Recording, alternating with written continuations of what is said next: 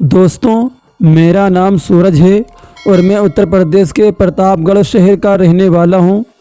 दरअसल ये बात उन दिनों की है जब मैं कॉलेज की पढ़ाई कर रहा था और उन दिनों हमारे कॉलेज की एग्ज़ाम शुरू होने वाली थी।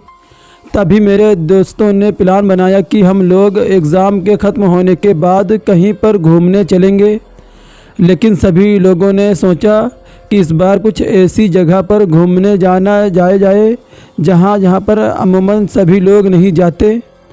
तभी मेरे एक दोस्त ने हमें सुझाव दिया कि हमें इंडिया की सबसे ज़्यादा भूतिया जगहों पर घूमने जाना चाहिए और उसकी ये बात हम सभी लोगों को ठीक भी लगती है।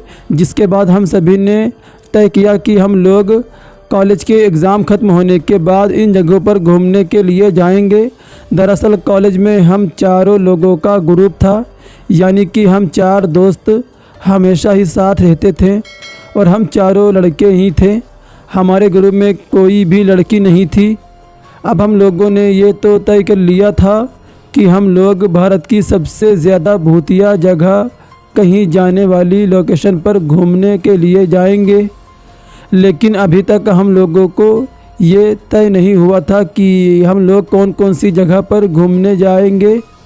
और जब हमारी एग्ज़ाम चल रही थी तो उस दौरान हम सभी लोग जब अपने अपने घरों पर होते थे तो अक्सर रात के वक्त हम सभी वीडियो कॉल पर एक दूसरे से बात किया करते थे। एक दिन ऐसे ही हम सभी चारों दोस्त ग्रुप में वीडियो कॉल कर रहे थे। तभी हमारे बीच में ये डिस्कशन चल रहा था कि आखिर हम कौन से स्टेट में घूमने जाएं।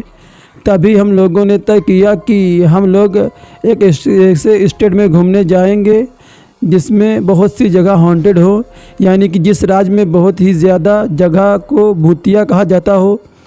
तभी हमारे दोस्तों में से एक दोस्त जिसका नाम शांतनु था, उसने हमको कहा कि हमें पश्चिम बंगाल में घूमने के लिए जाना चाहिए क्योंकि मैं वहाँ की बहुत सी भूतिया जगहों के बारे में जानता हूँ। दरअसल शांतनु मूल रूप से पश्चिम बंगाल का ही रहने वाला था और वो यहाँ पर अपनी बुआ के पास रहकर अपनी पढ़ाई कर रहा था। उसकी बात सुनने के बाद हम सभी लोगों को उसके सुझाव और फिर एक दिन शाम के वक्त हम लोग पश्चिम बंगाल घूमने के लिए निकल जाते हैं। शाम के वक्त इसलिए क्योंकि हम लोगों ने ट्रेन से जाने का तय किया था और हमारे शहर से पश्चिम बंगाल के लिए जो ट्रेन जाने वाली थी वो शाम को 5 बजे की थी। इसलिए तय समय पर हम सभी दोस्त रेलवे स्टेशन पहुंच जाते हैं और इसके बाद ट्रेन के शुरू होने के साथ ही हमारा वो भूतिया और ख़तरनाक सफ़र भी शुरू हो जाता है। अब जैसे ही हम लोग पश्चिम बंगाल पहुंचते हैं तो हम सबसे पहले तो शांतनु के घर जाते हैं और वहां पर एक दिन का आराम करते हैं क्योंकि प्रतापगढ़ से पश्चिम बंगाल तक का सफ़र काफ़ी लंबा था, जिसकी वजह से हम सभी लोग काफ़ी ज़्यादा थक गए थे। और जो शांतनु का घर था वो पश्चिम बंगाल के कोलकाता शहर में था। इसलिए हम लोगों ने तय किया कि हम लोग एक दिन आराम करने के बाद घूमने के लिए निकलेंगे। इसके बाद एक दिन का आराम करके हम सभी लोग फिर से घूमने के लिए निकल जाते हैं। लेकिन इस बार हम लोगों ने एक टैक्सी बुक कर ली थी और इस टैक्सी से हम सभी लोगों ने अलग अलग भूतिया जगहों पर घूमने का प्लान बनाया भी था। अब हम लोग कोलकाता से अपने उस खौफनाक ख़तरनाक सफ़र पर निकल चुके थे। सबसे पहले शांतनु ने हमें बताया कि कोलकाता में एक पुरानी जर्जर इमारत है जिसे हाउस ऑफ डॉल के नाम से भी जाना जाता है, जो भी कोलकाता की सबसे भूतिया जगहों में से एक जगह है। और तभी हम सभी लोगों ने उससे कहा कि ठीक है भाई, तो सबसे पहले हमको वहीं पर घुमाने के लिए लेकर चल। कहानी में अब तक हम आपको 4 दोस्तों में से 2 दोस्तों के नाम बता चल ही गए होंगे और जो बाकी के 2 दोस्त थे उनमें से एक का नाम सुमित और एक का नाम था आनंद। अब हम लोग टैक्सी से कोलकाता की उस पुरानी जर्जर और भूतिया इमारत जिसे हाउस ऑफ डॉल के नाम से जाना जाता है उसकी तरफ बढ़ ही रहे थे लेकिन जैसे ही हम उस इमारत के पास पहुंचने ही वाले थे, उससे लगभग थोड़ी ही दूर पहले मुझे पता नहीं अचानक से क्या होता है और मुझे बहुत तेज़ उल्टियाँ होने लगती हैं और इसके बाद मेरी तबीयत इतनी ज़्यादा बिगड़ जाती है कि अब मैं कहीं पर भी घूमने की हालत में नहीं था। तभी मेरे दोस्त ने मुझसे कहा कि हम लोग कुछ दवाइयाँ लेकर आए हैं, तो तू इन्हें ले ले, शायद थोड़ी ही देर में तेरी तबीयत ठीक हो जाए। लेकिन तभी टैक्सी ड्राइवर ने हमको बताया कि वहाँ जो इमारत है उससे 2 किलोमीटर पहले तक ही टैक्सी के जाने का रास्ता है। उससे आगे 2 किलोमीटर तक हम लोगों को पैदल ही चलना था। लेकिन उस वक्त मैं इस स्थिति में बिल्कुल भी नहीं था कि इतनी दूर पैदल चल पाऊँ। तभी मैंने उन लोगों से कहा कि मैं इतनी दूर पैदल नहीं चल सकता और इसीलिए मैं घूमने नहीं जाऊंगा। तुम लोग ऐसा करो कि घूमकर तुम लोग आ जाओ। तब तक मैं पीछे किसी होटल में रुक जाता हूँ और आराम भी कर लेता हूँ। लेकिन वो लोग मुझसे कहने लगते हैं कि तेरे बिना हम लोग घूमने नहीं जाएंगे। पर मैंने किसी तरह उन तीनों को समझाकर घूमने के लिए भेज दिया और अब मैं उस टैक्सी ड्राइवर से वापस इमारत से पीछे की तरफ लौट आए थे और मैंने टैक्सी ड्राइवर से कहा था कि अगर रास्ते में कहीं भी कोई होटल नज़र आता है तो वहाँ पर रोक देना, क्योंकि मुझे थोड़ी देर रेस्ट करना है। तभी कुछ ही देर बाद रास्ते पर हमें एक होटल दिखाई देता है और टैक्सी ड्राइवर मुझसे कहता है कि साहब आप यहाँ पर रुककर आराम कर लीजिए। और फिर उसके बाद मैं उस होटल में एक कमरा लेता हूँ और कमरे में जाकर आराम से सो जाता हूँ, क्योंकि हम लोगों ने तय किया था कि शाम के 6 बजने से पहले उन तीनों को उस जर्जर इमारत से बाहर आ जाना है और टैक्सी ड्राइवर को फ़ोन भी कर देना है, जिसके बाद वो जाकर उन्हें वहाँ से ले आएगा। अभी मैं होटल के कमरे में आराम से सो ही रहा था कि तभी अचानक मेरे फ़ोन की घंटी बजती है और जब मैंने आँख खोलकर फ़ोन की तरफ देखा तो मेरे दोस्त शांतनु का फ़ोन आ रहा था। तभी मैंने उसका फ़ोन उठाया और उससे कहा कि क्या हुआ, तुम लोग इतनी जल्दी घूम भी लिए क्या? मैंने तुमसे कहा था कि शाम तक आराम से घूम लेना, मेरे बिना मन नहीं लग रहा क्या तुम लोगों का? अभी मैं फ़ोन पर उससे इतना ही बोला था कि तभी अचानक से सामने से शांतनु की बहुत ही ज़्यादा हड़बड़ हुई हुई आवाज़ आती है और वो उसने मुझसे पूछा कि भाई तू यहाँ से कितनी दूर रुका है? तो मैं उससे कहता हूँ कि यहीं कोई 8 से 10 किलोमीटर दूर मुझे एक होटल मिल गया था, वहीं पर मैं रुका हूँ।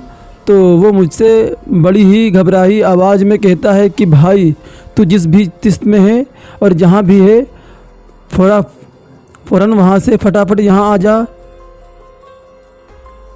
तो मैंने उससे पूछा कि क्यों, क्या हुआ, तू इतना परेशान क्यों है?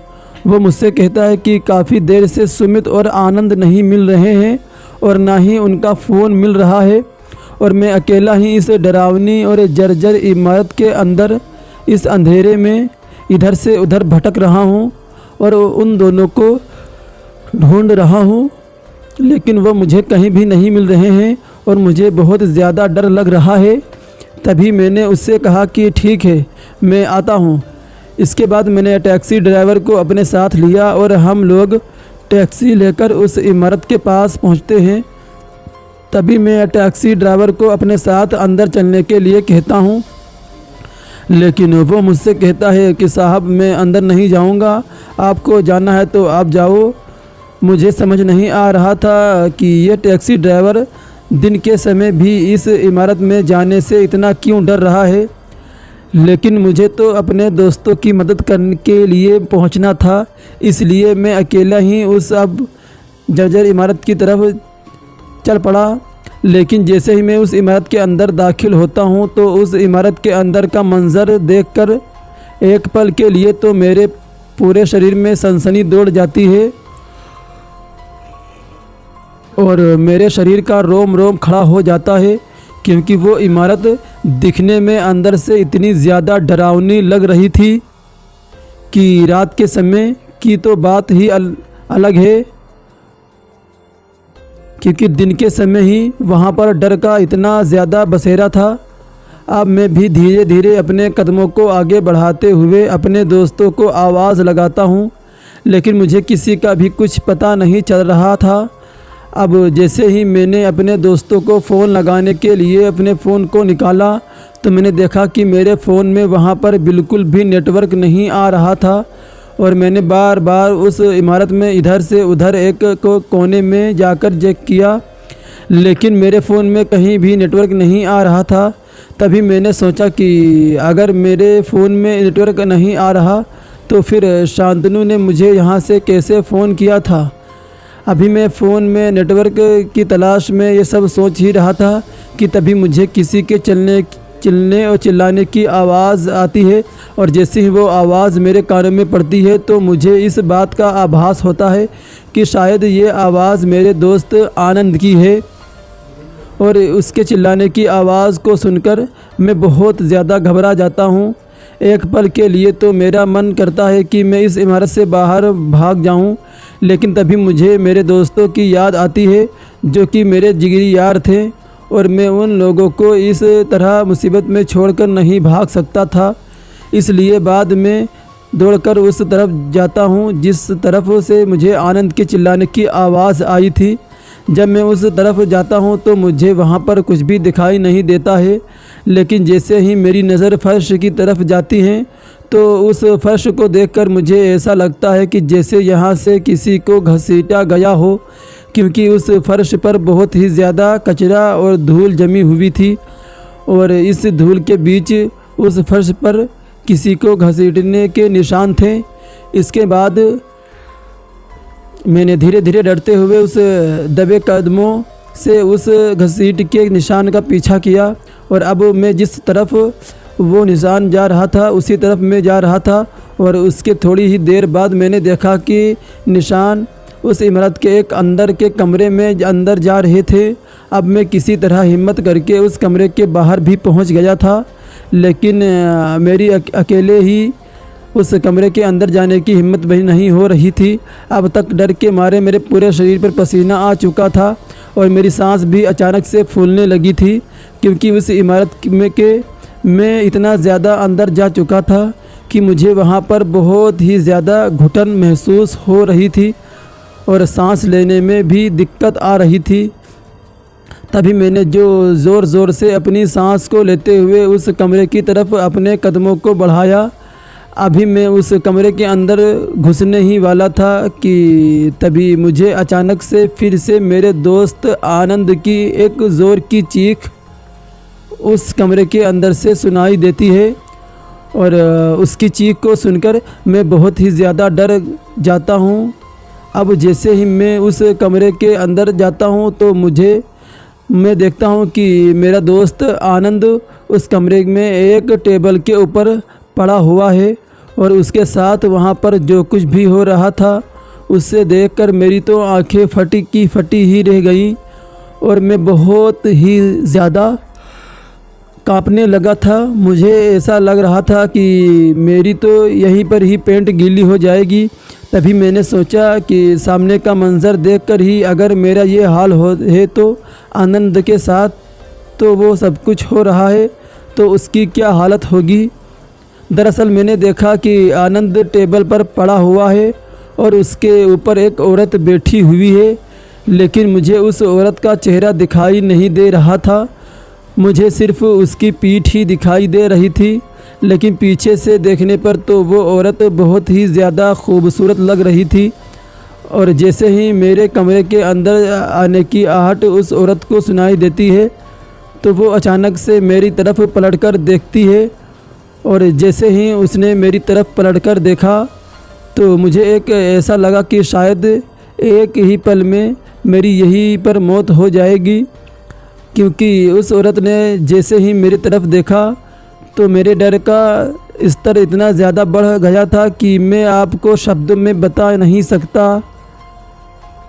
वो औरत पीछे से दिखने में जितनी ज़्यादा खूबसूरत लग रही थी उससे कई गुना ज़्यादा सामने की तरफ से दिखने में डरावनी लग रही थी।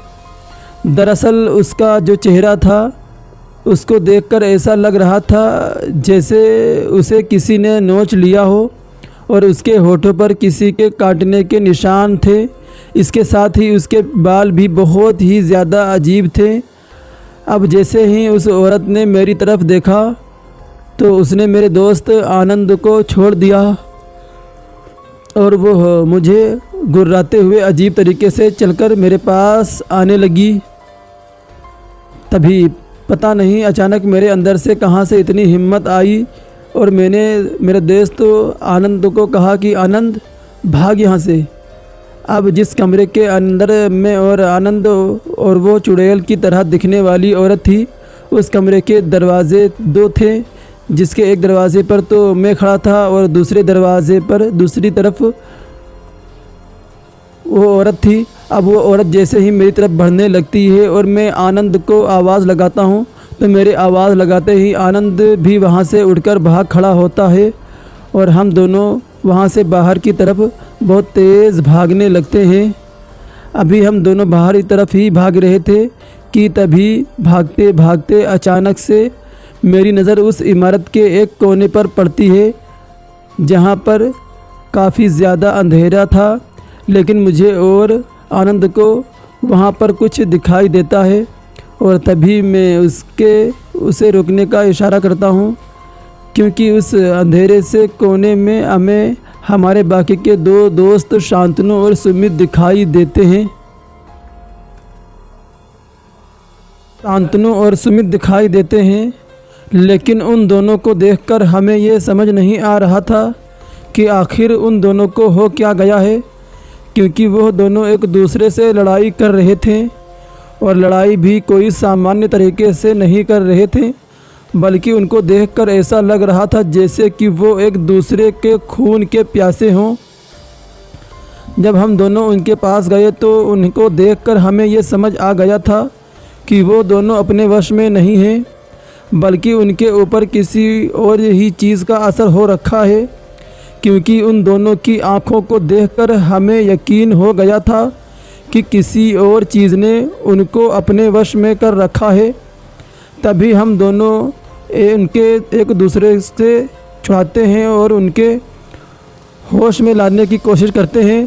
थोड़ी ही देर बाद वो दोनों अपने होश में आ जाते हैं और तब मैं उनसे पूछता हूँ कि आखिर तुम दोनों एक दूसरे से इस तरह क्यों लड़ रहे हो।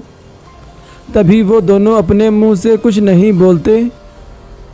अभी हम लोग वहाँ पर खड़े ही थे कि हमें फिर से उस चुड़ैल की वो आवाज़ सुनाई देने लगती है, और सिर्फ आवाज़ ही नहीं बल्कि अब वो मकड़ी की तरह चलकर हमारी तरफ ही आ रही थी। इसके बाद हम दोनों हमारे उन दोनों दोस्तों को लेकर उस भूतिया इमारत से बाहर की तरफ दौड़ लगाते हैं, और अब हम लोग वहाँ से सिर्फ बाहर की तरफ दौड़ते ही जा रहे थे। लेकिन जब हम लोग उस इमारत से बाहर की तरफ भागते हुए आ रहे थे, तभी बीच बीच में शांतनु और सुमित रुक जाते थे और अजीब तरीके से गुर्राने लगते थे, जिसके बाद हमें फिर से किसी तरह उनको होश में लाना पड़ता था। और जब हम लोग वहाँ से भागकर टैक्सी की तरफ गए, तब तक 2-3 बार ऐसा उन लोगों के साथ हो चुका था।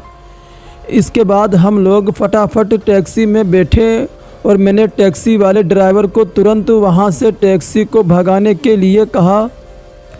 इसके बाद टैक्सी वाले ने मुझसे पूछा कि क्या हुआ भाई, तो मैंने उससे कहा कि आप फटाफट टैक्सी को यहाँ से ले चलो, बाकी की सारी बातें मैं आपको रास्ते में ही बताता हूँ। फिर जब रास्ते में चलते हुए मैंने टैक्सी के ड्राइवर भैया को वो सारी बातें बताई, तो उन्होंने मुझसे कहा कि इसीलिए तो मैं अंदर नहीं गया ना, क्योंकि वो जो जर्जर इमारत है वो कोलकाता की सबसे भूतिया जगहों में से एक जगह है, और आज से कई साल पहले उस इमारत में वेश्यावृत्ति का काम हुआ करता था। और फिर धीरे धीरे पता नहीं उस इमारत में ऐसा क्या हुआ कि वो एकदम से सुनसान और वीरान हो गई। आज भी उस इमारत में उन वेश्याओं की आत्मा भटकती है और जो कोई भी मर्द उस इमारत के अंदर जाता है उसके साथ उन वेश्याओं की आत्मा इतना बुरा काम करती हैं कि वो को सोच भी नहीं सकते कि उन वेश्याओं की आत्माओं को लगता है कि इस मर्द ज़ात की वजह से ही उनका जीवन नर्क बन गया था और आज मरने के बाद वो सभी वेश्याओं की आत्मा जो कोई भी मर्द उस इमारत के अंदर जाता है उससे अपने साथ हुए जुल्म का बदला लेने की कोशिश करती हैं। इसी वजह से कोलकाता का कोई भी मर्द उस इमारत के तरफ जाने की हिम्मत भी नहीं करता, क्योंकि इससे पहले भी कई लोगों के साथ इस इमारत में कई हादसे हो चुके हैं और उनमें से कई लोगों की तो मौत ही हो चुकी है। इसके बाद हम सभी लोग कोलकाता में ही शांतनु के घर पहुंचते हैं और वहां पर पहुंचकर उसकी फैमिली के सारी बात बताते हैं। इसके बाद उसके घर वाले भी हमें काफ़ी डांटते हैं कि तुम लोगों को इस इमारत की तरफ जाने की ही क्या ज़रूरत थी। उसके बाद हम सभी लोग हमारी उस ट्रिप को वहीं पर कैंसिल किया और हम लोग वापस अपने शहर प्रतापगढ़ लौट आए। लेकिन जो शांतनु था वो हमारे साथ प्रतापगढ़ वापस नहीं आया था, वो वहीं अपने घर कोलकाता में ही रुक गया था, क्योंकि उसकी तबीयत हमें भी कुछ ठीक नहीं लग रही थी और उसके घर वालों ने भी उसको नहीं भेजा था। इसीलिए हम लोग उसे वहीं पर छोड़कर आ गए थे। घर आने के बाद सभी लोग काफ़ी ज़्यादा डरे हुए थे। अब मैं अंदर ही आनंद तो ठीक ही थे, लेकिन हमें सुमित की तबीयत कुछ ठीक नहीं लग रही थी। हम लोग बार बार उसके घर वालों को फ़ोन करके उसकी तबीयत के बारे में जानकारी ले रहे थे। अब जिस दिन हम लोग अपने घर वापस लौटे थे उसके 2-3 दिन बाद ही मेरी भी तबीयत अचानक से ख़राब हो जाती है और मुझे बहुत तेज़ बुखार आ जाता है। लेकिन मेरे घर वाले डॉक्टरी इलाज के साथ साथ ही बाकी के झाड़ फूँक का काम भी करते थे। मतलब मैंने घर आते ही हमारे साथ जो कुछ भी हुआ था वो मेरे घर वालों को बता दिया था, जिसके बाद मेरी दादी काफ़ी ज़्यादा टेंशन में आ गई थी और उन्होंने कहा कि हो सकता है कि वो बुरी आत्मा यहाँ तक भी तुम्हारा पीछा कर रही हो। इसी वजह से उसी दिन दादी ने मेरे हाथ पर एक तावीज़ बांध दिया था और रोज़ सुबह और शाम वो मुझे बबू भी दिया करते थे। जिस दिन मुझे बुखार चढ़ा उस दिन तो मेरी दादी पूरी रात मेरे बिस्तर के बगल में ही बैठी थी और पूरी रात मुझे बबू दे रही थी और मेरे हाथ में जो तावीज़ था उसे बार बार धूप दे रही थी। फिर दूसरे दिन सुबह तक मेरी तो तबीयत ठीक हो जाती है, लेकिन जैसे ही मैं उस दिन सुबह उठा तो मेरे पास आनंद की मम्मी का फ़ोन आता है कि उसकी तबीयत बहुत ही ज़्यादा ख़राब हो गई है और वो लोग उसे अस्पताल लेकर जा रहे हैं। अब यह बात सुनते ही मैं बहुत ज़्यादा घबरा जाता हूँ और मैं तुरंत नहाने के बाद अस्पताल में उससे देखने के लिए चला जाता हूँ। अभी मैं आनंद के पास अस्पताल में ही था कि तभी मेरे पास एक कॉल आता है और उस कॉल को उठाने के बाद जो मैंने सुना उसे सुनते ही मेरे हाथ से फ़ोन छूटकर ज़मीन पर गिर जाता है और मेरा दिमाग एकदम से सुन्न पड़ जाता है। मुझे समझ ही नहीं आ रहा था कि ये कैसे हो सकता है, क्योंकि वो जो कॉल मेरे पास आया था वो कोलकाता के शांतनु के घर से आया था और उन्होंने मुझे बताया कि आज सुबह ही शांतनु ने अपने बाथरूम में खुद को फांसी लगा ली है और शांतनु हमारे बीच अब नहीं रहा। ये ख़बर मेरे लिए मानो बहुत ही ज़्यादा डरा देने वाली थी, क्योंकि जो शांतनु था वो बहुत ही ज़्यादा हंसमुख मिजाज का था। उसकी ज़िंदगी में ऐसी कोई भी टेंशन वाली बात नहीं थी जिसकी वजह से उसे ऐसा कदम उठाना पड़े। अभी मैं आनंद के पास अस्पताल में ही था, तभी अचानक मुझे पता चलता है कि अस्पताल के बेड पर लेटे लेटे ही आनंद के पूरे शरीर को लकवा मार गया है। और ये सुनते ही तो मेरी हालत बहुत ही ज़्यादा ख़राब हो जाती है। अब धीरे धीरे मुझे समझ आने लगा था कि शायद उस आत्मा ने अभी तक भी हमारा पीछा नहीं छोड़ा है और वो यहाँ तक हमारे पीछे पीछे आ गई है और वो हम सभी लोगों की जान लेकर ही रहेगी। तभी मैं फटाफट वहाँ से निकलता हूँ और अपने घर पहुँचता हूँ और घर पहुँचते ही मेरी दादी को वो सब बताता हूँ। ये बात सुनने के बाद मेरे सभी घर वाले भी बहुत ज़्यादा टेंशन में आ जाते हैं। तभी दादी ने मुझसे कहा कि तू टेंशन मत ले बेटा, मैं कुछ करती हूँ। और इसके बाद दादी ने फ़ोन करके हमारे घर पर एक तांत्रिक को बुलाया। वो जो तांत्रिक थे वो पहले ही भी हमारे घर पर कई बार कई चीज़ों का इलाज कराने के लिए आ चुके थे। अब घर पर आने के बाद उन्होंने जैसे ही मेरा हाथ देखा और मेरी आँखों को अच्छे से खोलकर देखा तो उन्होंने दादी से कहा कि जल्द ही इसका इलाज करवा लो, वरना वो आत्मा अब कभी भी इसके ऊपर हमला कर सकती है और उन दो दोस्तों की तरह ही इसको भी नुकसान पहुंचा सकती है। वो आत्मा यहाँ हम सभी के आसपास में ही है और वो जब चाहे इसको नुकसान पहुंचा सकती है, लेकिन वो तो अब तक सिर्फ इसलिए रुकी हुई है क्योंकि आपने मेरा दिया हुआ वो तावीज़ इसके हाथ में बांध रखा है। इसके बाद उस रात वो तांत्रिक हमारे घर पर ही रुकते हैं और पूरी रात अपने मंत्रों से हमारे पूरे घर को सुरक्षित करते हैं और मेरा इलाज करते हैं। तभी वो मुझसे कहते हैं कि जब तक मैं इस घर के अंदर रहूँगा तब तक सुरक्षित रहूँगा और वो मुझे कुछ दिनों तक घर से बाहर ना जाने की ही हिदायत करते हैं।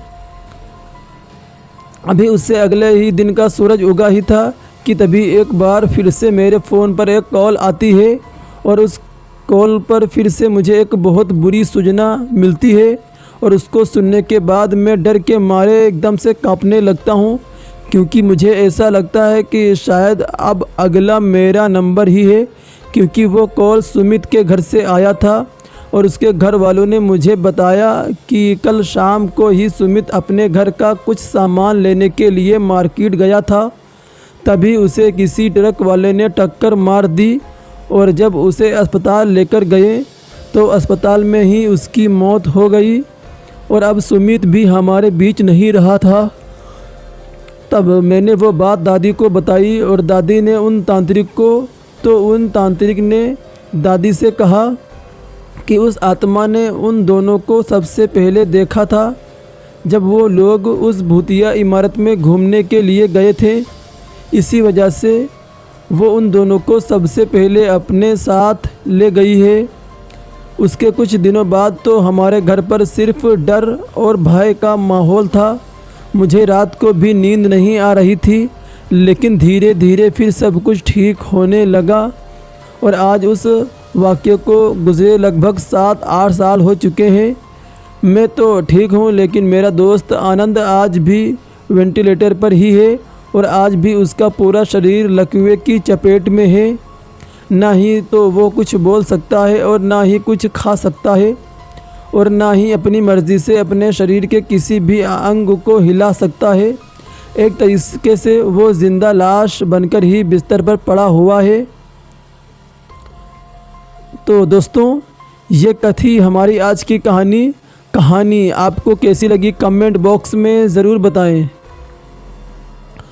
फ़िलहाल चलता हूँ, बस आप अपना और अपने परिवार का ख्याल रखें और अभी तक आपने मेरे चैनल को सब्सक्राइब नहीं किया तो प्लीज़ कृपया करके चैनल को सब्सक्राइब करें। आपका ये छोटा सा सहयोग हमें आपके लिए ऐसे ही कहानियाँ लाने के लिए मजबूर करेगा और हम दोबारा आपके सामने इसी तरह की कहानी और भी लाएंगे। तो फिर आपसे मुलाकात होगी एक और नई वीडियो में। तब तक के लिए bye bye and take care.